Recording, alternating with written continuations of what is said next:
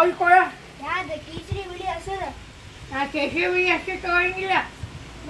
Pink ಅಂತ pink pink pink. ಎಷ್ಟಿದೆ? 15 ರೂಪಾಯಿ. ಏನೋ ಬರೋರು ಕಮ್ಮಿ ರೇಟ್ ಹಾಕೆ, ನಾವು MRP ತಗೊಳ್ತೀವಿ. MRP ತಗೊಂತೀಯ? ಚಪ್ಪಲ್ ತಗೊಂಡಿ MRP ಬೇಕಾ ನಿಂಗ? MRP ಬೇಕು ನೋಡ. MRP ಬೇಕಾ ನೋಡ.